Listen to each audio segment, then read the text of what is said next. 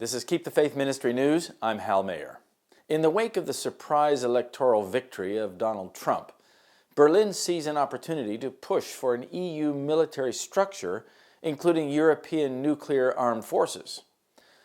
Wolfgang Ischinger, the chairman of the Munich Security Conference, is hoping that the Trump shock has dramatically increased the willingness among European leaders to militarize the European Union. Recently, the European Parliament adopted a resolution that includes establishing an EU operational headquarters and a political leadership for EU military operations, and raising the military budgets of all member states to 2% of GDP. Leading politicians and commentators are beginning to accept the idea of an EU superpower with nuclear military forces.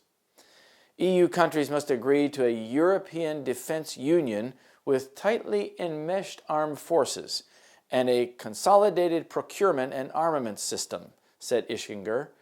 In this way, a great deal of money could soon be saved and considerable supplementary combat power generated.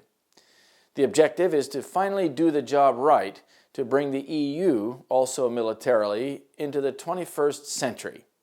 Germany must insist on the EU becoming a global player in an insecure world, he added. However, the EU without the alliance and the American nuclear umbrella currently cannot be defended. So the United States is still needed, even with this president. Therefore, Berlin and Brussels should work to influence Trump even before the inauguration.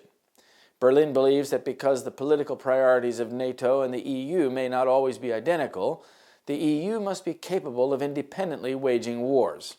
The EU Parliament, therefore, warmly welcomes the strategic autonomy concept. Roderick Kaiserwetter, foreign policy spokesman of the CDU/CSU parliamentary group in the Bundestag, demanded that Berlin convince Paris and London to provide a nuclear umbrella for the EU.